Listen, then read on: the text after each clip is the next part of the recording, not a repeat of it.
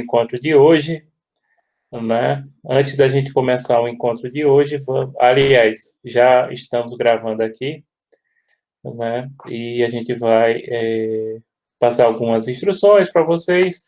Hoje a gente basicamente vai passar para vocês o ponto 12, que é direito de guerra. A gente também vai confirmar a data da prova, acho que vocês já estão sabendo mais ou menos, né? Que aí foi uma determinação da reitoria, etc. Veio lá de cima a ordem para fazer as provas a partir daquela data, né?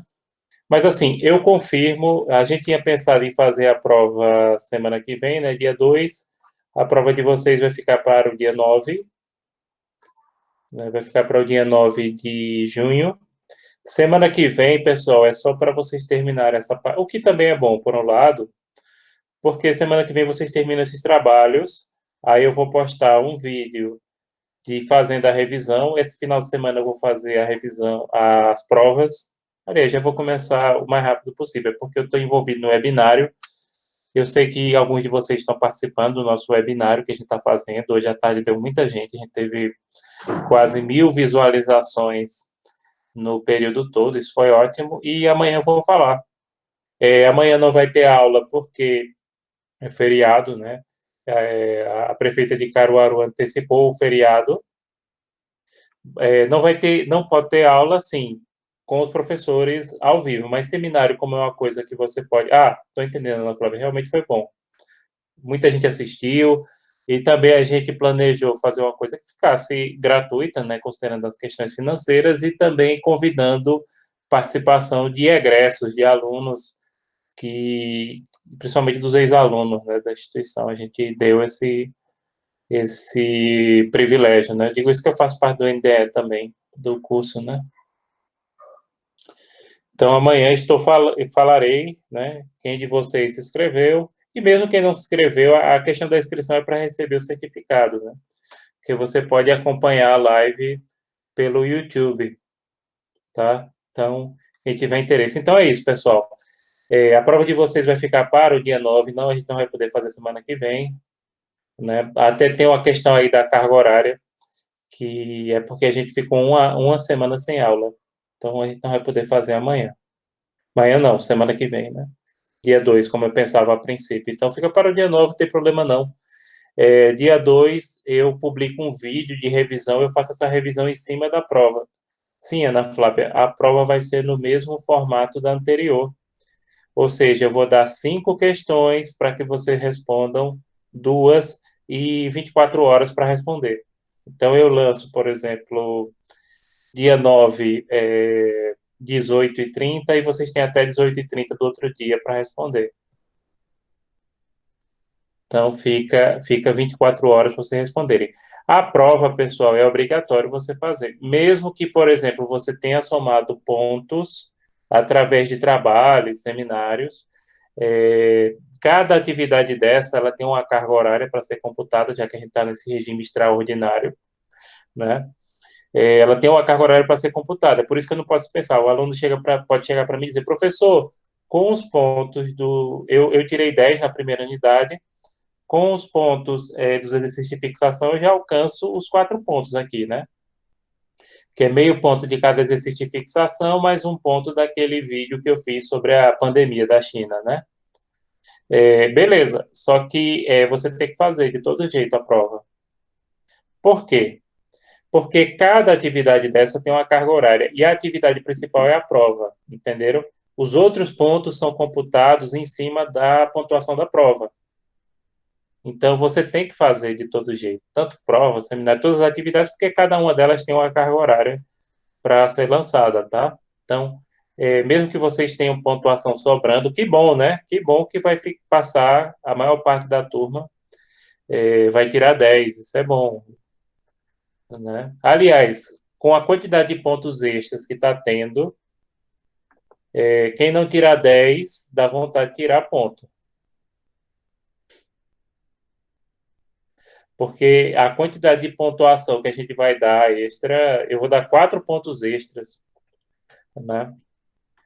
Meio ponto de cada exercício de fixação, que são 6, e um ponto daquele exercício. Geralmente eu dou 2 pontos, para vocês terem ideia, 2 ou 3, depende do desempenho da turma na segunda unidade. Até 3 pontos eu dou, não dou 4, só na segunda. Ô, Ana Flávia, faça aí todas as atividades, né? Tá certo? Faça todas as atividades. E sim, eu lancei faltas de quem não fez as atividades que já fecharam, lancei hoje. Na turma de vocês, Professor, pode perguntar. eu queria fazer uma pergunta, porque eu percebi que teve uma atividade que eu fiz e não marquei como concluída. Aí lá, quando eu fui olhar ontem, estava aparecendo que faltava devolver. O senhor consegue ver que a pessoa fez mesmo se não tiver marcado como concluída? Consigo, independente disso, porque é o seguinte, nem sempre o sistema marca como concluído. Muitas vezes é o aluno que tem que marcar. E eu não puxo o relatório a partir daí, eu puxo o relatório a partir de uma planilha, entendeu? Eu não olho, Entendi. eu puxo uma planilha do Excel, que ali tem como você, pelo Google Forms, puxar uma planilha do Excel. É em cima da planilha do Excel. Por exemplo, Entendi. qual foi o exercício que você não fez, que você está constando que não fez? Peraí que eu vou olhar e já digo, acho que era o 9, estava dizendo assim, Se for o em 9, atraso. se for o 9, no meu relatório aqui está constando que você fez. Eu estou com ele Então aqui. era esse 9 mesmo, estava assim, em atraso. Só Certo? que eu tinha feito, só que não tinha marcado como concluída. Essa questão de marcação como concluída, eu não entendo direito. Às vezes parece que o sistema faz automaticamente e outros não. Rafael, eu também acho que dá para melhorar a nota global, entendeu? E também, dentro desse contexto que a gente está vivendo, eu procurei facilitar, mas não dar de graça. Eu não sou aquele professor que faz as coisas de graça. São muitas atividades, realmente dá para todo mundo tirar 10 que fizer todas as atividades, mas são muitas atividades, né? São muitas. Então, é nesse sentido, não tem problema. Vocês podem tranquilamente. No próximo semestre, se eu pegar a turma de vocês e, se Deus permitir, que a gente volte para as aulas na faculdade, aí a conversa é outra, né? Eu passo várias atividades também, mas inclusive no próprio Google Classroom, que eu acho que é um meio auxiliar importante, mas é bem diferente, né? Eu passo assim, dependendo da segunda unidade, são 2 ou 3 pontos extras, dependendo da média que a turma tirou. Por exemplo, semestre passado, em Direito Internacional Público, a turma da manhã foi melhor do que a turma noturna. Então, os exercícios da segunda unidade da turma da manhã ficaram valendo 2 pontos extras e na turma noturna, como o resultado foi inferior, ficou valendo até 3 pontos.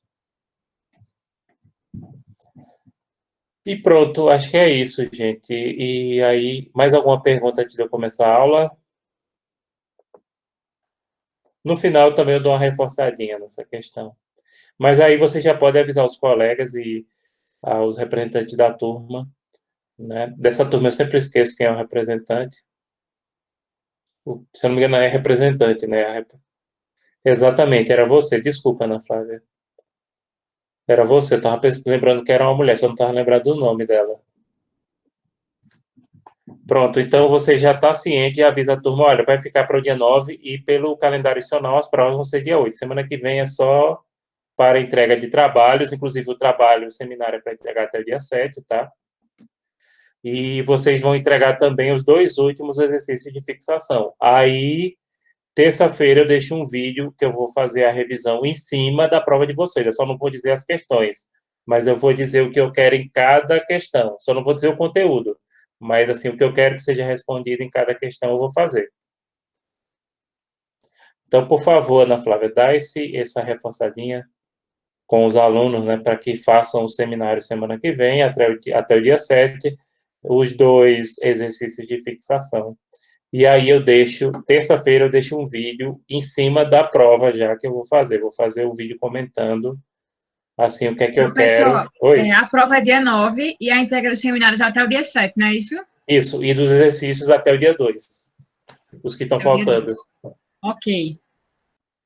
Outra coisa, mas eu não sei, no caso da turma de vocês, eu vou até olhar se tem aluno reprovado por falta.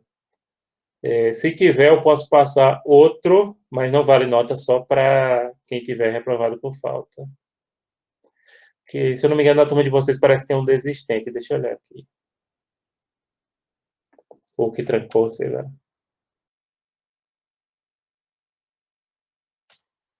Mas depois eu vejo isso com a coordenação. Pronto. Pessoal, então vamos começar essa aula do ponto 12. Qualquer pergunta, como sempre, vocês podem perguntar, mas quando eu estiver apresentando o slide, eu não consigo ver. Aí, ou vocês perguntam no áudio, ou peçam para algum colega ler a questão, né? Ponto 12, direito de guerra. Esse ponto vai cair na prova de vocês, porque, como a gente vai ver daqui a pouco, pelo placar, que vocês iam escolher um ponto para ficar de fora, foi o ponto 9 é o que está ganhando. Então, a prova de vocês vai ter 5 questões, uma de cada ponto, menos o ponto 9. Bom, pessoal, direito de guerra. Tem uma piada de tiozinho que diz que na guerra e no amor vale tudo, né? E aí os engraçados gostam. Sim, professor, mas como é que existe um direito de guerra se na guerra e no amor vale tudo? No amor eu não sei, mas na guerra existe toda uma legislação internacional, desde o século XIX, que regulamenta a guerra. Essa é chamada de direito humanitário de guerra, e a gente vai ver hoje várias dessas normas. E uma coisa assim que vocês têm que ter noção é que a guerra está presente em todos os momentos da história. Se a gente analisar a história humana, desde o começo, quando ela começou a ser registrada, né, porque a história é a fase da humanidade que corresponde ao período da escrita, a maior parte dos anos são anos de guerra, não anos de paz. Claro, às vezes você, como no atual momento, você não tem guerra aqui no Brasil, mas você tem uma guerra na Síria, você tem uma guerra na Ucrânia, né, você tem uma guerra em vários países africanos. Então, mas assim, o que eu estou dizendo para vocês é que dificilmente você vai ter um ano que não exista um conflito na história da humanidade. A existência da guerra, gente, ela se justifica por duas teorias. A primeira é a teoria subjetiva, que determina que para existir uma guerra deve haver um animus beligerandi. O que seria animus beligerandi? Seria a vontade de fazer a guerra. E aí lembra outro ditado popular, né? Se um não quer, dois não brigam. Então, a vontade de brigar seria o animus beligerandi. Então, só há guerra devido a essa vontade de guerra, né? De fazer uma guerra. Por outro lado, tem a teoria objetiva, que diz que não basta haver o animus beligerandi. É preciso haver a prática de um ato de guerra concreto, como um ataque, por exemplo. Veja só, cada teoria tem sua razão e por isso que hoje em dia a tendência é unir os dois elementos ou teorias. Por quê? Para uma guerra existir, é preciso haver o animus beligerandi. Se vocês gostam de história e se lembram de história, vocês vão lembrar que antes da Primeira Guerra Mundial havia um animus beligerandi muito grande no mundo inteiro, entre as principais potências, né?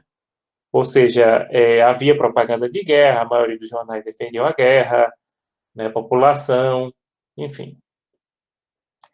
Por outro lado, a Guerra Fria, que durou quase 50 anos, mostra que também não basta, que precisa das duas coisas, ou seja, precisa você ter uma vontade, mas além da vontade, uma prática de um ato concreto. Por quê? Na Guerra Fria, Estados Unidos e União Soviética, havia aquele ânimo beligerante entre os dois países, só que nunca chegou a haver um conflito direto entre eles, né? Até se fala que eles lutavam por procuração em países periféricos, como o Vietnã, como Cuba, né? Mas não se enfrentavam diretamente porque do conflito entre os dois não haveria vencedor provável, os dois iriam se destruir. Então, hoje em dia se percebe que uma guerra existe tanto pela vontade quanto pela prática de um ato concreto de guerra. Então, juntos os dois elementos. Classificação da guerra. Quanto ao critério de justiça, a gente tem a guerra justa e a guerra injusta. Essa classificação quanto ao critério de justiça tem origem em dois filósofos, Santo Agostinho e São Tomás de Aquino, né? Dois filósofos da Igreja Católica. Um era do começo da Idade Média, Santo Agostinho, e outro era do final da Idade Média, São Tomás de Aquino. A guerra justa seria aquela guerra para revidar um ataque ou para combater infiéis. E na Idade Média, acho que já falei isso para vocês podem se admirar do que eu vou falar, mas os cristãos eram considerados mais fanáticos que os muçulmanos, que o diga as cruzadas, né? E a guerra injusta é toda guerra que for para ocupar territórios, pilhar, né? Essa seria a guerra injusta.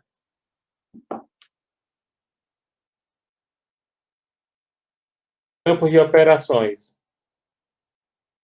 A gente tem a guerra terrestre, marítima e aérea. Olha, parece óbvio, mas não é tão óbvio assim, não. E por que a gente divide, por exemplo, terrestre na terra, marítima no mar, aérea no ar? Não é bem assim tão óbvio, não, tá? Por quê? Por exemplo, na guerra marítima, geralmente os aviões de um navio porta-aviões são da Marinha. Na guerra terrestre, boa parte dos países tem helicópteros de ataque. E na guerra aérea, às vezes eles também têm fuzileiros. Sem falar dos próprios fuzileiros navais, que também lutam na terra. O que diferencia, pessoal, seria a predominância, tá? E também tem outra coisa mais importante para esse ponto, é que cada campo de operação da guerra, ele tem uma regra diferente. Quer dizer, algumas regras que são diferentes, algumas são iguais. Daqui a pouco a gente vai falar delas. Mas, por exemplo, tem coisas que são permitidas no tipo de guerra, de campo de operação, melhor falando, e em outros não, tá? Daqui a pouco a gente vai falar melhor sobre isso. Âmbito. O âmbito, a gente tem as guerras internacionais, que são aquelas que envolvem 2 ou mais estados soberanos, e as guerras civis. As guerras civis podem envolver ou regiões de um país ou partidos políticos, facções, partidos políticos, geralmente. Então, por exemplo, na Guerra Civil Americana, ou Guerra de Secessão, que acho que todos vocês conhecem, eram os estados do sul dos Estados Unidos contra a União, né, o governo federal, liderado pelos Estados do Norte. Mas, na verdade, era contra a União, não era... A União, na Guerra Civil Americana, ela era o governo federal como um todo, entenderam? Claro, os estados mais importantes eram do norte, por isso se coloca como a guerra entre os estados do norte e os estados do sul. Mas era o governo da União contra o governo dos estados do sul. E outro exemplo de guerra civil também, a Guerra Civil Americana foi uma guerra muito sangrenta. Para vocês terem ideia, de lá para cá, todas as guerras que os Estados Unidos já participaram, a que mais morreu gente foi, até hoje, a Guerra Civil Americana. Nem na Segunda, nem na Primeira Guerra Mundial, nem em Vietnã, morreram tantos americanos quanto na Guerra Civil Americana.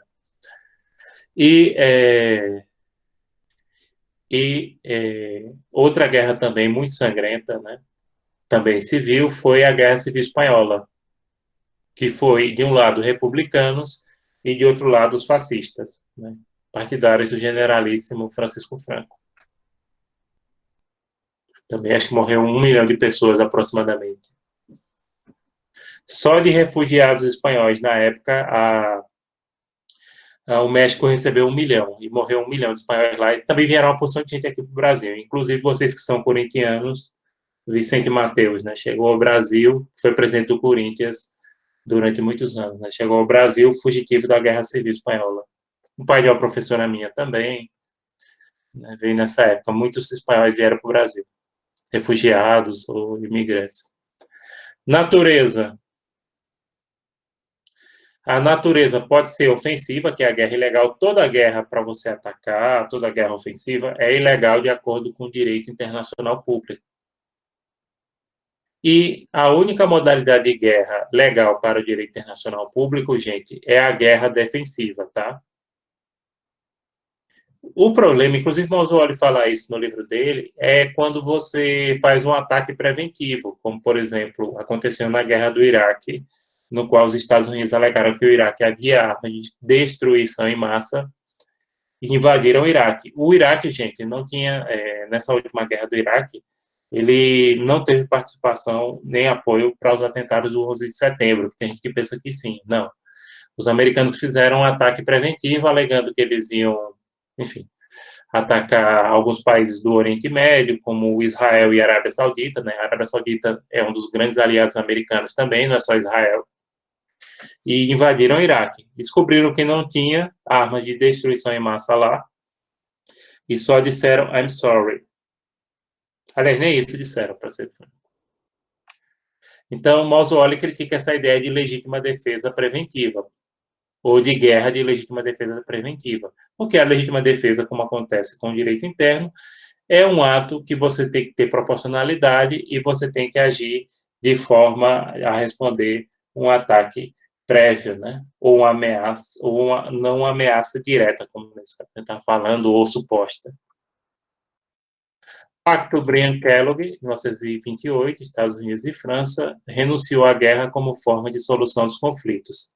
Esse Pacto Briand-Kellogg foi um tratado celebrado inicialmente entre Estados Unidos e França e depois aberto à comunidade internacional, e a maioria dos países do mundo ratificaram, inclusive o Brasil, no qual o Estado declara que não mais vai usar a guerra como forma de resolver os conflitos, e que qualquer conflito entre os Estados eles têm que resolver através dos mecanismos pacíficos, né, que a gente viu na primeira unidade, como arbitragem, mediação, tribunais internacionais, negociação diplomática, e só usar a guerra como instrumento de defesa.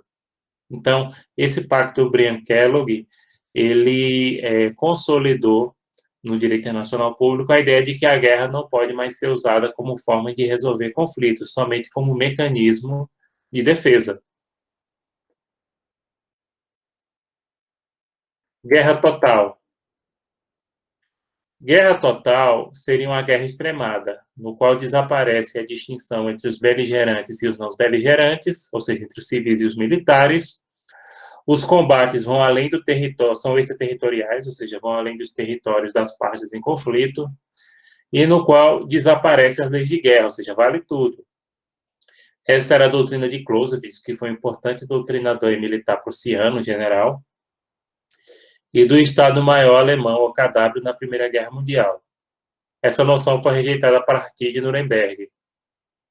A ideia de guerra total seria o seguinte, uma guerra que ela é tão séria que você não sabe mais quem é civil nem militar, que essa guerra vai além do território dos países membros não, dos países em conflito, e nessa circunstância vale tudo. Não, Nuremberg rejeitou isso categoricamente, e vocês sabem que no tribunal de Nuremberg ocorreu o julgamento dos nazistas, né?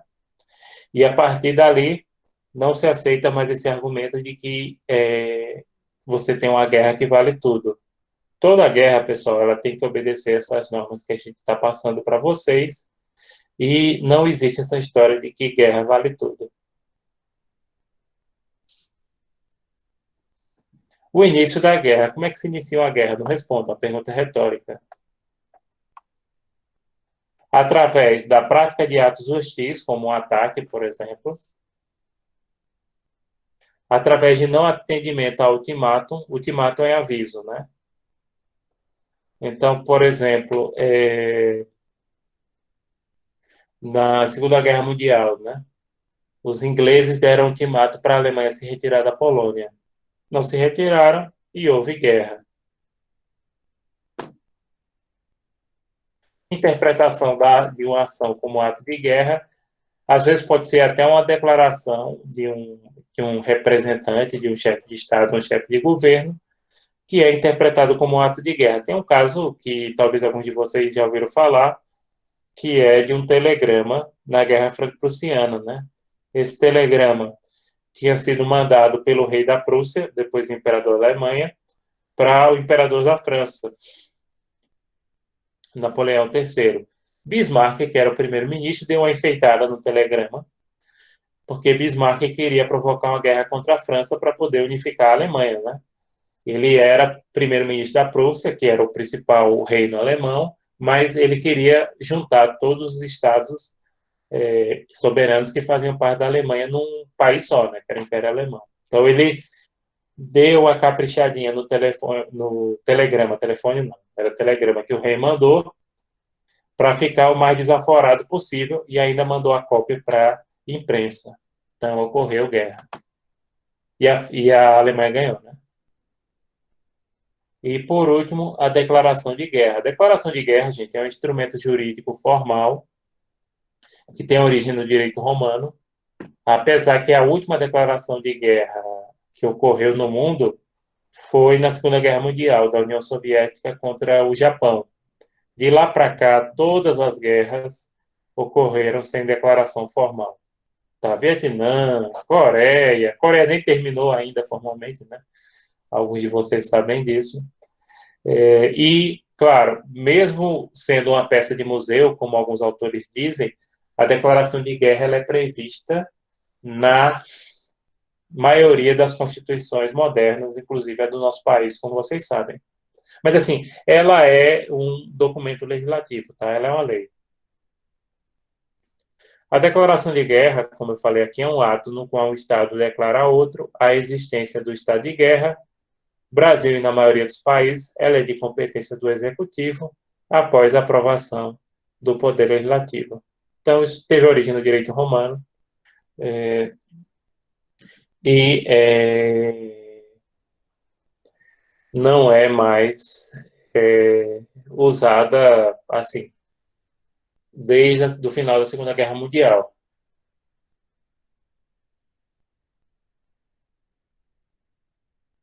Efeitos da declaração. Quanto aos estados, né? Existe rompimento de relações diplomáticas e consulares entre os beligerantes. Os tratados bilaterais de natureza política e comercial são extintos e os tratados de extradição são suspensos. Vou comentar um pouquinho.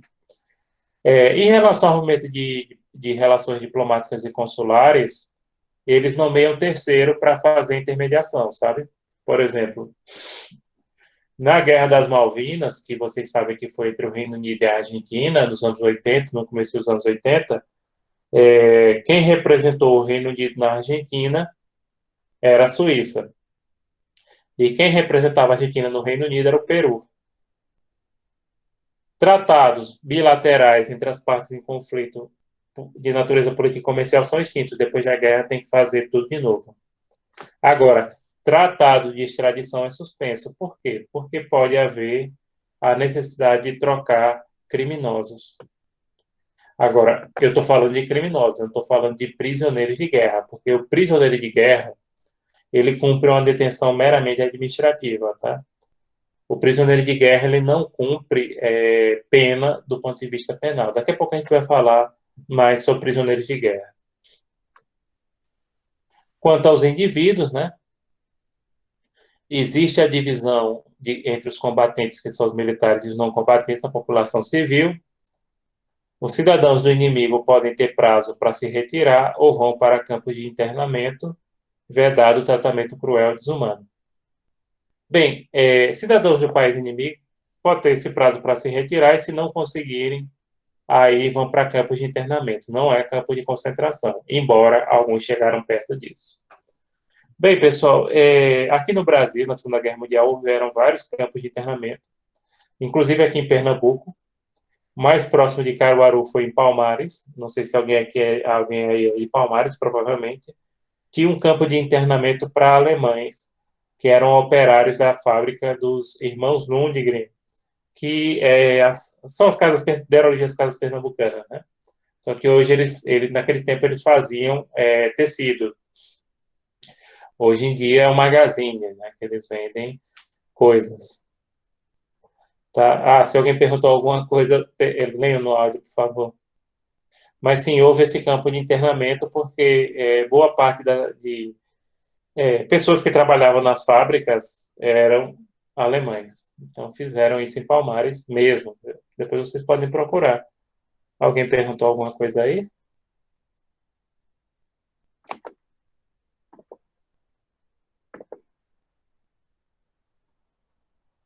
Ívila Pois Ívila, procure aí saber. Houve campos de internamento para alemães em Palmares.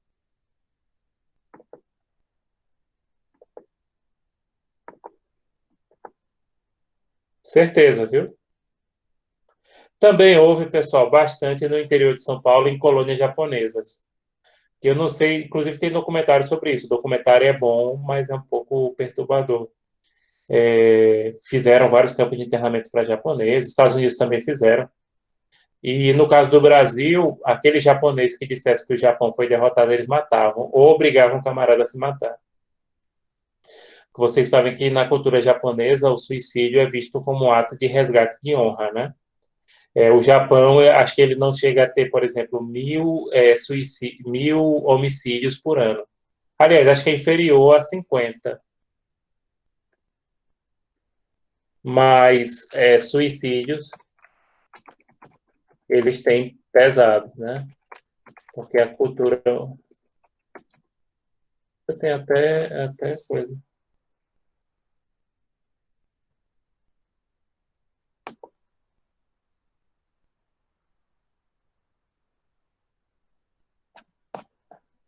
A taxa do Japão de homicídios a cada 100 mil habitantes é de 0,28. A do Brasil reduziu, era 30, diminuiu um pouquinho, mais para assim, para 26, 27. Para você ver a diferença. Né? Só para dar uma conferida. Sim, mas vamos voltar lá, né?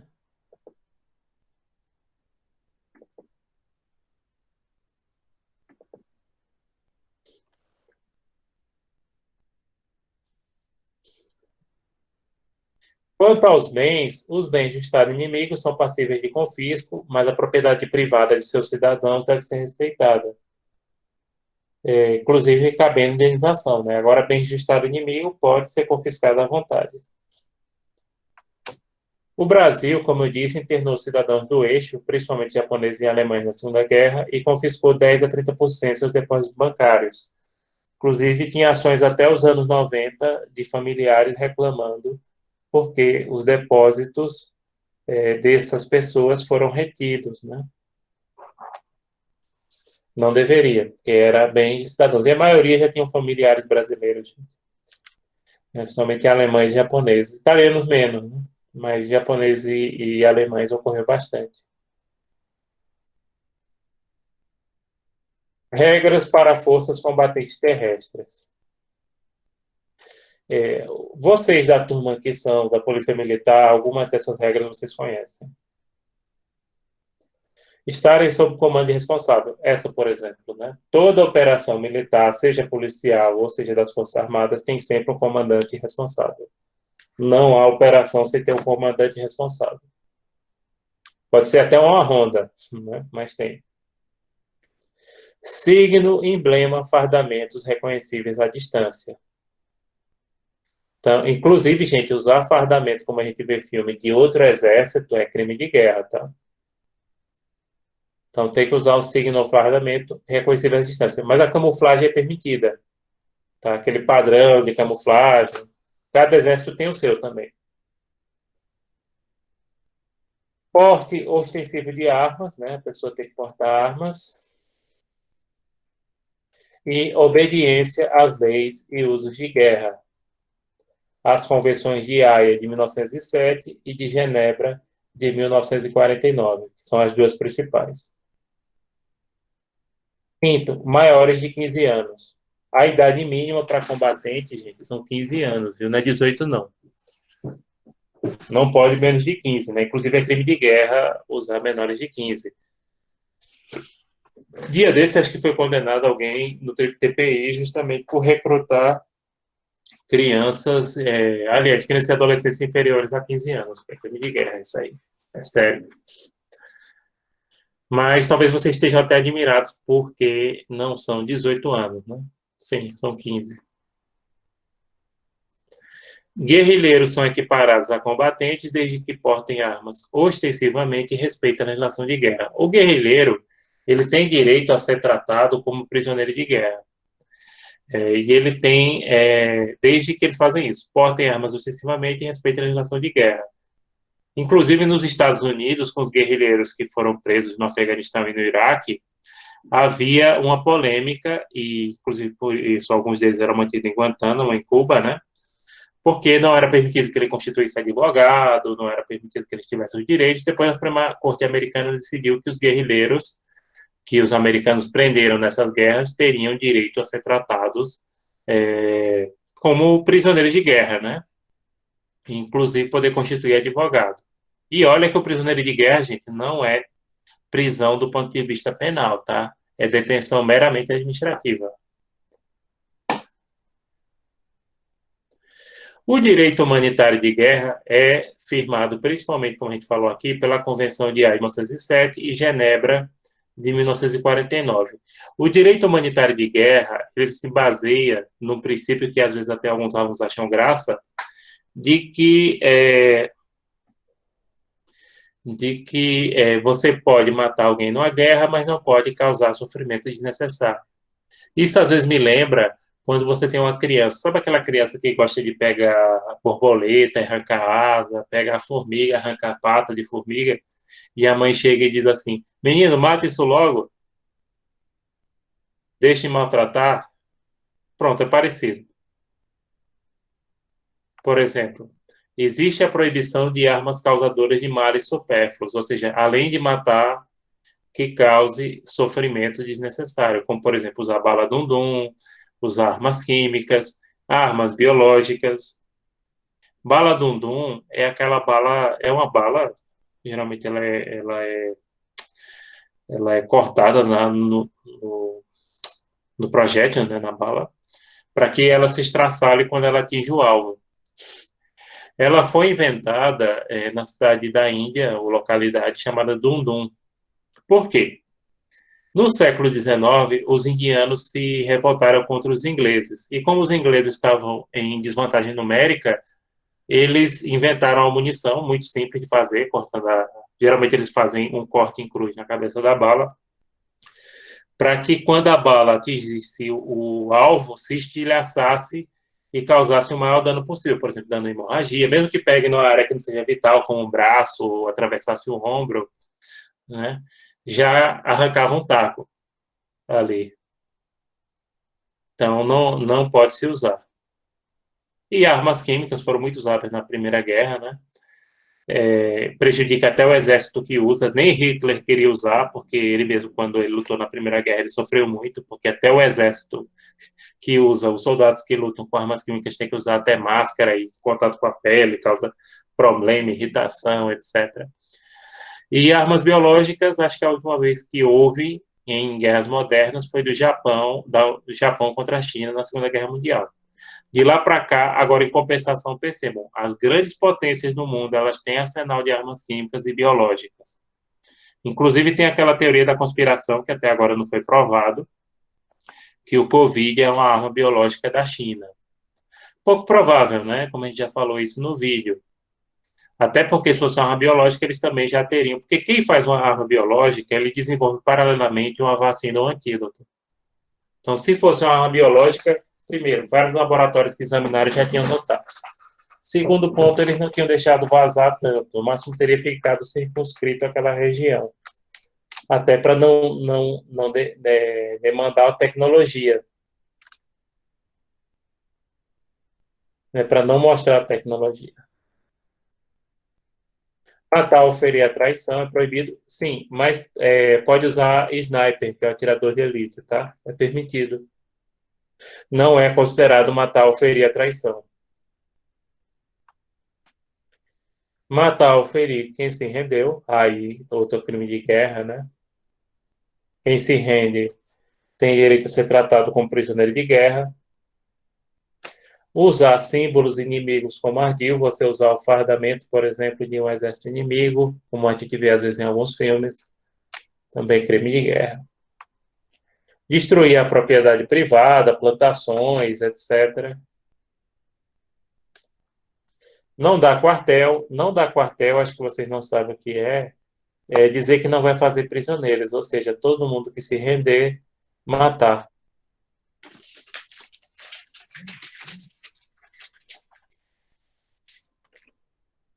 Obrigar prisioneiro a lutar contra o seu país, inclusive esse o Brasil fez na Guerra do Paraguai, né?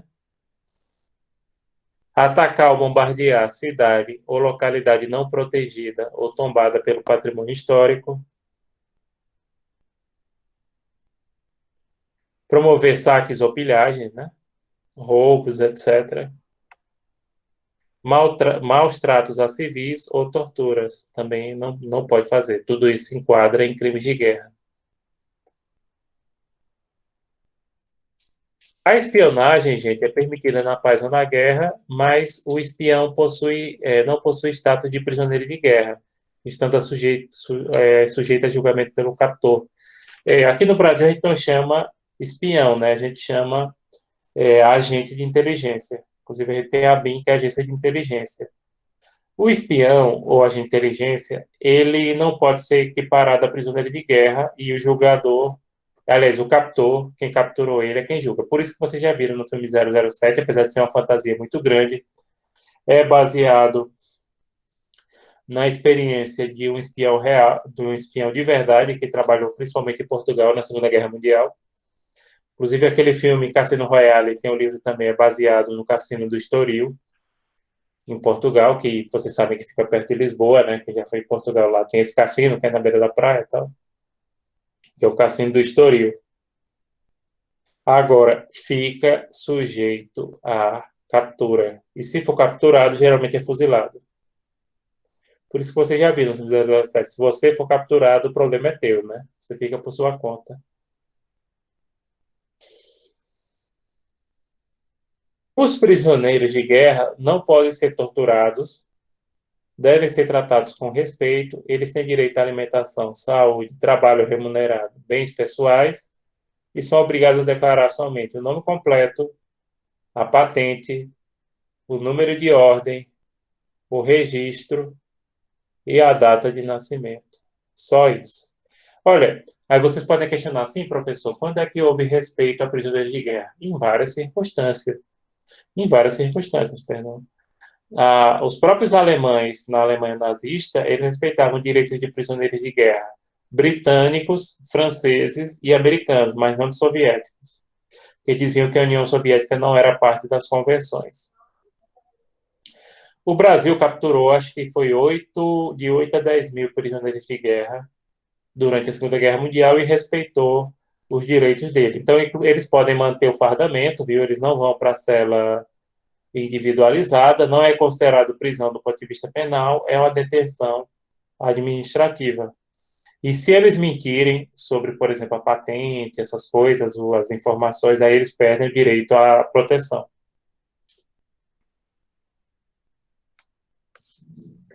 Parlamentários são considerados invioláveis. O que é que são parlamentários? São aqueles que se comunicam com os inimigos, que nos filmes, né, ele fica usando a bandeirinha branca. Então, esse é parlamentário, não pode atirar em parlamentário. Geralmente, eles são usados em uma atividade muito arriscada para, por exemplo, pegar pessoas feridas, recolher mortos. Então, é aquele que vai conversar com o outro lado.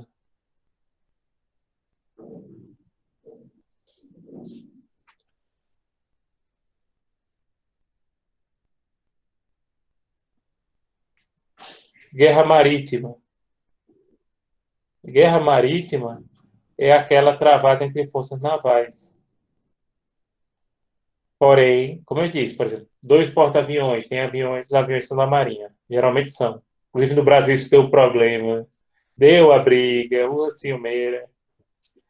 A diferença para a guerra terrestre é que a propriedade privada pode ser capturada, que é o chamado direito de presa, mesmo um navio mercante.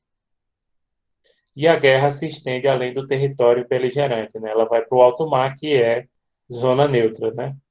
E pode se arvorar pavilhão neutro para fugir do inimigo. Isso é permitido, né? Você usar o pavilhão uma bandeira de um país neutro para fugir do inimigo. Não é considerado atividade legal, não. Mas o principal marco da guerra marítima é que cabe, pessoal, esse direito de presa. Antigamente, inclusive, os oficiais da Marinha dividiam a presa ou recebiam a comissão em relação a ela.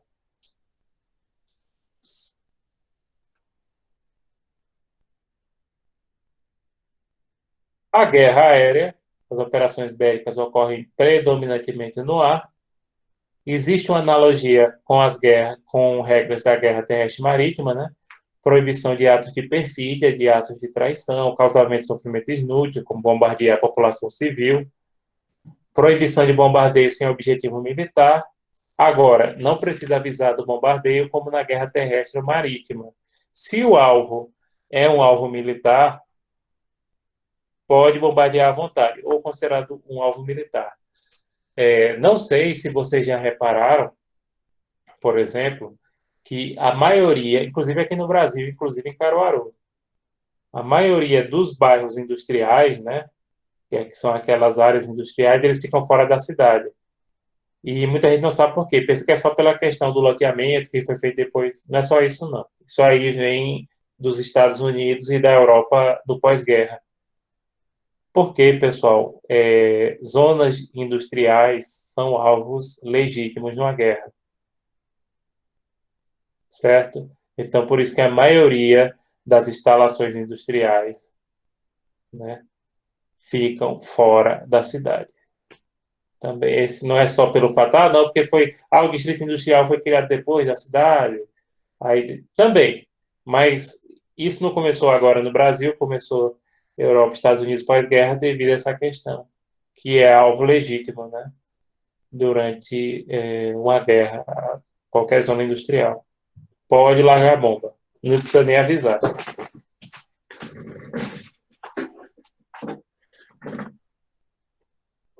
Direitos de neutralidade. Agora a gente vai falar um pouquinho sobre os direitos dos países neutros.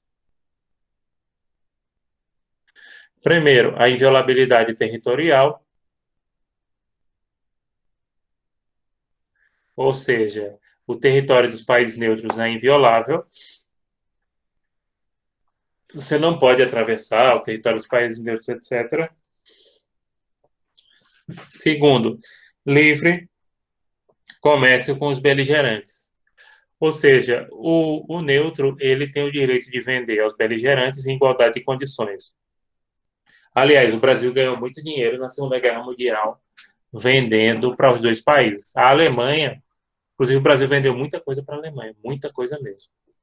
Depois que os americanos começaram a pressionar e que a Alemanha perdeu, inclusive, capacidade de marítima, né? Aí diminuiu, mas durante muito tempo houve esse comércio, até porque alguns de vocês sabem que dentro do governo de Getúlio Vargas haviam muitos simpatizantes da Alemanha nazista, e não eram poucos. Deveres de neutralidade, imparcialidade, tratar os dois da mesma forma, e abstenção de envolvimento direto no conflito. Nesse sentido, tem um caso que eu gostaria de falar para vocês. Na Guerra das Malvinas, um avião de bombardeio inglês deu problema. E aí ele precisou fazer um pouso de emergência no Brasil. E assim que ele invadiu o espaço aéreo brasileiro, ele foi interceptado por 2 caças F-5 da Força Aérea Brasileira. Inclusive, o piloto principal, que era o major, né, da Força Aérea inglesa, ele ficou admirado e ficou até assustado. Né? Ele disse, será que vão me derrubar? Porque ele ia fazer um pouso, né, devido ao problema que deu no avião. Mas ele foi interceptado. Na época era final da ditadura, né?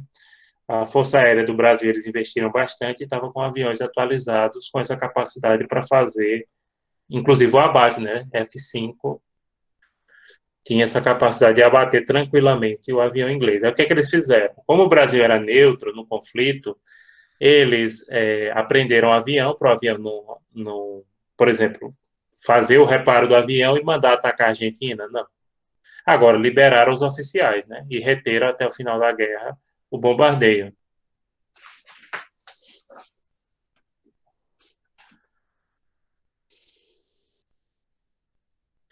Armistício.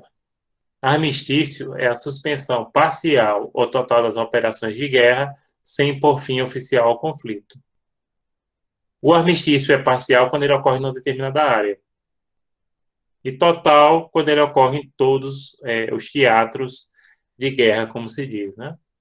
Mas não põe fim oficial ao conflito. Enquanto tiver armistício, não há combate, mas o conflito ainda não terminou oficialmente. Por exemplo, a Guerra da Coreia, que ocorreu nos anos 50, vocês sabem disso, ela só tem armistício, tá? Oficialmente ela não terminou, ela só está suspensa. Já a capitulação é a rendição das tropas local ou geral. Local quando ocorre numa área, né? Geral quando ocorre em todos os teatros de guerra. Normalmente põe fim à guerra, pode ser condicional ou incondicional. Condicional é quando para capitular se exige uma condição. Incondicional fica totalmente sujeito ao vencedor da guerra.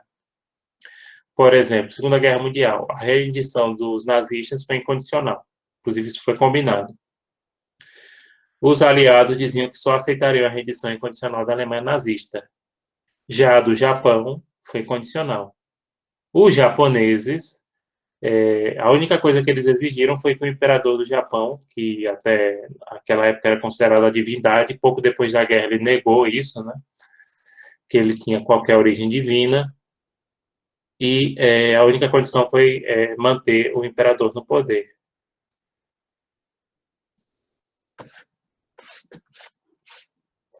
Armas ABC ou ABC, né, atômica, biológica e chemical, que são armas atômicas, biológicas e químicas.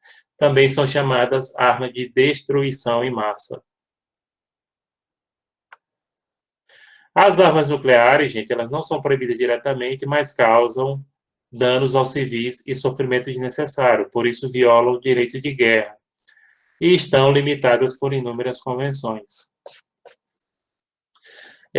O Brasil, inclusive, faz parte de uma convenção, que é o Tratado de Tlatelolco, que proíbe o uso de armas nucleares e a fabricação na América Latina.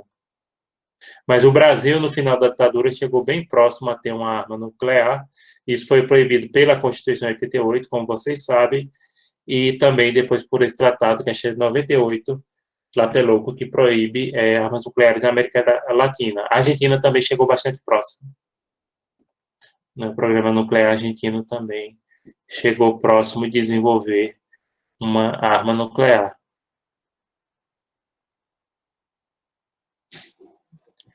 Então, na verdade, a ideia é que só quem poderia ter armas nucleares seriam os países membros do Conselho de Segurança da ONU.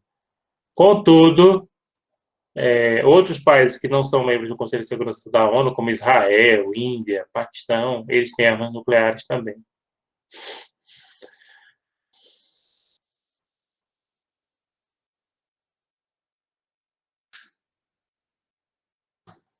Arma nuclear, para quem defende, é como seguro, entendeu? Você faz para não usar. Armas químicas e biológicas são de uso proibido expressamente por diversas convenções. Essa sim, embora, como eu disse, principalmente os países membros do Conselho de Segurança da ONU, como a China, Estados Unidos, Rússia, França, todos eles têm armas químicas e biológicas no seu arsenal. A arma biológica é aquela que usa ou vírus ou bactérias, né?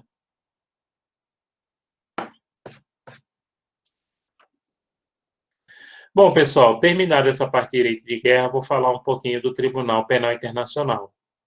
Aí, depois que eu terminar de falar do Tribunal Penal Internacional, eu coloco à disposição de vocês e também eu reitero aqueles avisos que eu dei no comecinho, quando tinha pouca gente, não? Bem, o Tribunal Penal Internacional é chamado TPI. Ele foi criado pela Conferência de Roma, de 1998, entrou em vigor em 2002 com a adesão de 60 estados e trata do julgamento de indivíduos, né, que cometeram crimes de guerra, genocídio ou violação de direito humanitário de guerra não apurado em seus países. Não tem atuação retroativa e possui personalidade jurídica internacional. O TPI, pessoal, hoje, ele tem mais de 100 Estados-membros. Ele é o foro competente para discutir esses crimes, né? Crimes de guerra, genocídio, lembrando que genocídio é exterminar uma população por sua religião ou por sua etnia, né? Como ocorreu com os judeus na Segunda Guerra e como ocorreu em Ruanda há pouco tempo e também na ex-Yugoslávia, né? Então, são crimes de genocídio. O TPI, ele foi criado para resolver alguns problemas que Nuremberg tinha, porque Nuremberg, por exemplo, os nazistas foram acusados de genocídio. Só que o genocídio, ele não era positivado. Os crimes de guerra, sim. né? As primeiras convenções datam do século XIX. Então, matar prisioneiro, essas coisas já era bem positivado. Mas genocídio, não. Os nazistas foram condenados por isso, né? Outra coisa, ele foi um tribunal de exceção porque ele foi criado pós-fato. Já o TPI, ele vem para sanar isso. Ele só trabalha com o princípio da anterioridade da lei penal e também com o juiz natural. E, claro, esse tribunal ele existe para, no caso de um desses crimes não ser julgado de acordo com o direito interno. Então, ele tem atuação subsidiária. Boa parte dos países do mundo hoje fazem parte dele, com exceção de alguns estados, né? Não precisa nem falar quais. Estados Unidos, Israel, não aceita a jurisdição do TPI. O TPI é composto por 18 juízes, inclusive a gente já teve uma juíza brasileira, indicado pelos estados partes de seu tratado constitutivo, dentre pessoas com elevada idoneidade moral, imparcialidade e integridade e que estejam aptas para ocupar cargo nos tribunais superiores de seus países. Eles cumprem mandato de 9 anos, sendo vedada a reeleição. Bom, no caso do juiz TPI, gente, eles têm que ter qualificação suficiente para ocupar o mais alto tribunal do seu país de origem. No caso do Brasil, ser ministro do STF. Não é que tem que ser um ministro do STF, inclusive a juíza não era, mas tem que ter qualificação para isso, aquelas que vocês conhecem que está na Constituição. E o mandato é 9 anos, é dada a reeleição.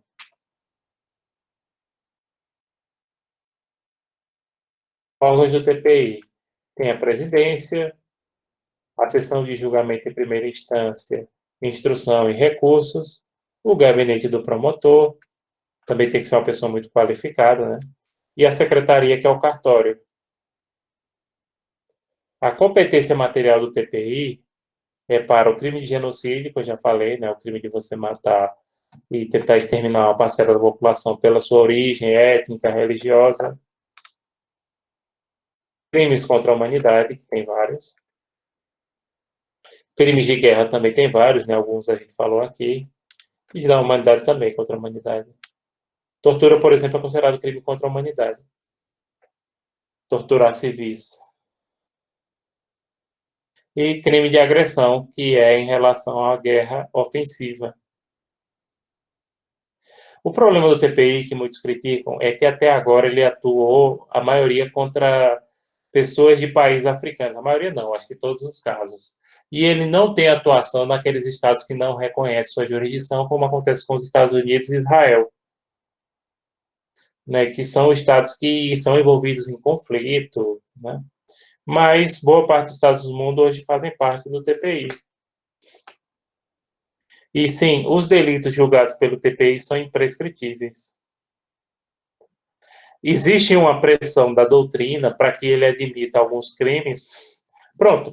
Teve até um caso que acho que vocês viram, que denunciaram o governo Bolsonaro no TPI. Aquilo não dá em nada. Porque o TPI, geralmente, ele só julga situações que têm um conflito aberto. Ele não vai julgar questões, porque o governante não está realizando o seu dever, por exemplo, no controle da pandemia ou em problemas ecológicos. Pode ser que eles mudem a jurisprudência, mas até hoje não vai nesse sentido, não. Eles atuam em casos ou de guerra mesmo, e principalmente casos de guerra civil aberta, mas não casos de governantes que não estão trabalhando bem ou que tenham cometido infrações que podem ser responsabilizadas de acordo com o direito interno do seu país.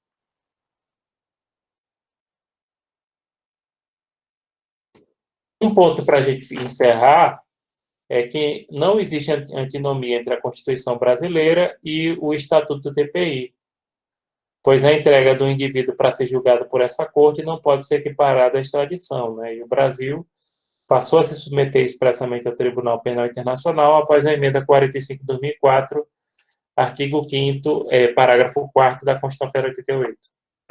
Pronto, um problema que tem, inclusive já foi explorado no TCC, poucas pessoas, é um tema até bem interessante, é que não há gente... Veja só, a nossa Constituição, ela proíbe que o brasileiro nato seja extraditado para outro país para cumprir pena ou responder um processo, certo? Perfeito. Proíbe a extradição. Porém, Se o TPI pedir a entrega de algum brasileiro para ser julgado, não é extradição, porque a extradição é de um Estado para outro, não é de um Estado para a organização internacional. O TPI é uma organização internacional. E, por força dessa emenda constitucional, o Brasil se submete, sim, ao TPI, né, a jurisdição do TPI. Não é só por ter ratificado o tratado, mas porque isso acabou sendo objeto também da emenda 45 de 2004, que, além disso, ela também fez a questão da reforma do judiciário, né? E só aqui estão as referências, que são as mesmas, né? Rezec não fala muito bem direito de guerra, não. Eu recomendo mais Mauzuoli ou Acioli. Esse ponto Rezec não é muito bom, não.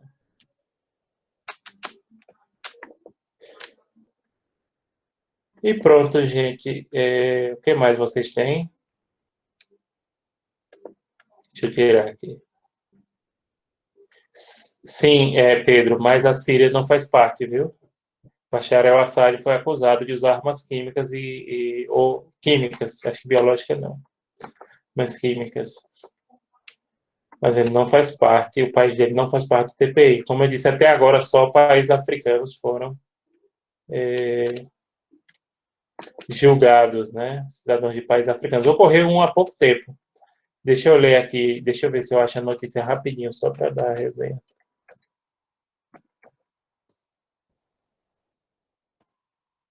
É.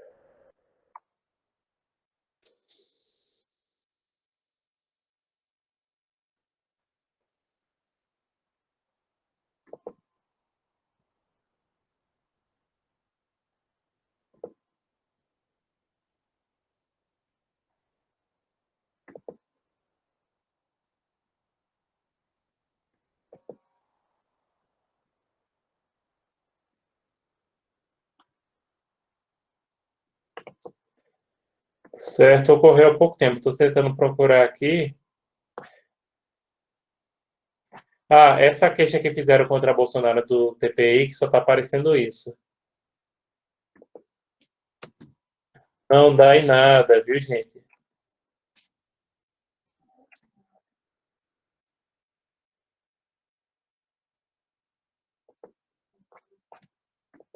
Não dá em nada. E não que eu defenda Bolsonaro, muito pelo contrário, né? Sou um crítico do governo dele, né? Mas não dá em nada não, porque o TPI ele atua em situações de conflito aberto, esse tipo de coisa, nem ecocídio.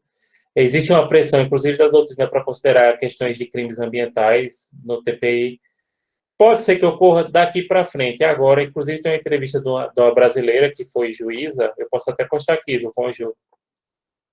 Se vocês quiserem dar uma lidinha, podem dar uma olhada lá.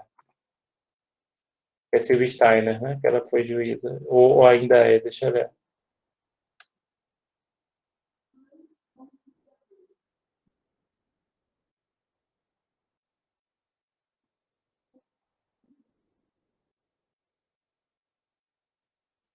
Não, ela saiu em 2016.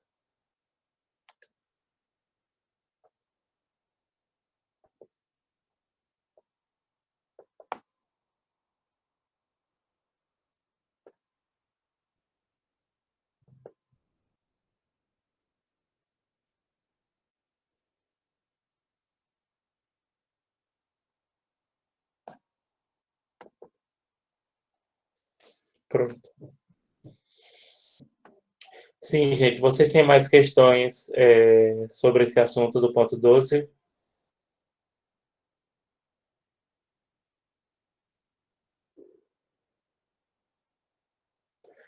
Bem, aí eu reitero aquilo que eu falava no comecinho, né? Inclusive pedi para a Ana Flávia dar o reforço para a turma. Pessoal, a prova de vocês vai ser dia 9, tá? A prova de vocês vai ser parecida com a da primeira unidade. Vocês vão ter 5 questões. Só não vai cair o ponto 9 pela própria escolha que vocês fizeram aqui. Eu estou de olho aqui no Google Classroom. Vocês fizeram a escolha aqui. E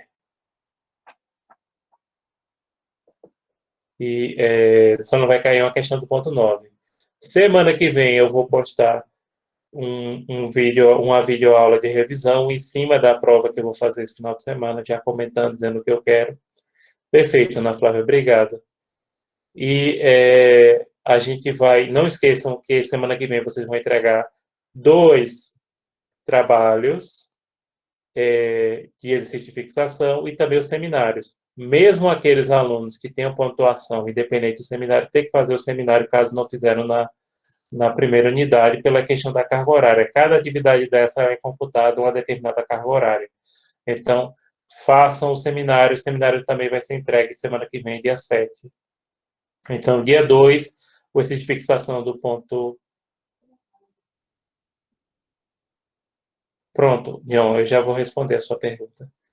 Aí, como eu estava falando aqui, pessoal, os seminários vocês vão entregar no dia 7 e o exercício de fixação do ponto 11 e 12 no dia 2, terça-feira, tá certo? E aí eu deixo um pequeno exercício de revisão, um pequeno vídeo de revisão feito em cima da prova de vocês que eu vou fazer esse final de semana. A única assunto que vai ficar de fora é o assunto ponto 9.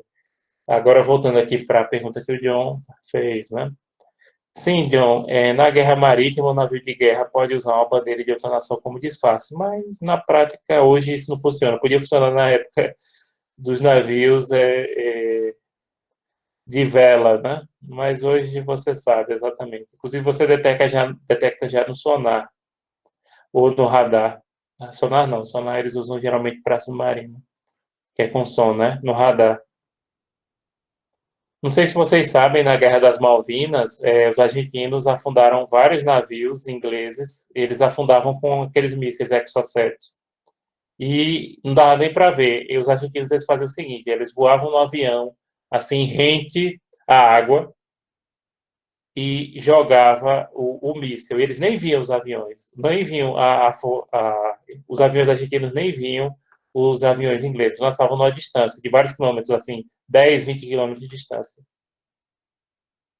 que era para pegar. Inclusive, o filho da rainha, o príncipe Andrew, ele disse que estava num helicóptero na hora que ele viu passar o míssil argentino e entrou dentro do navio. Ele disse que foi a coisa mais assustadora que ele viu na vida.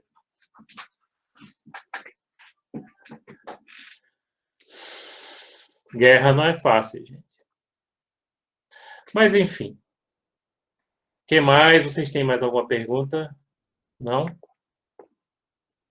Bom, se vocês não têm mais perguntas, acho que por hoje é só. Obrigado pela presença de vocês. Quem estiver no webinário, a gente se vê amanhã. Vou falar um pouquinho sobre justiça de transição, né? Eu vou fazer um painel junto com a professora Elba e com nossas orientandas de Inicia.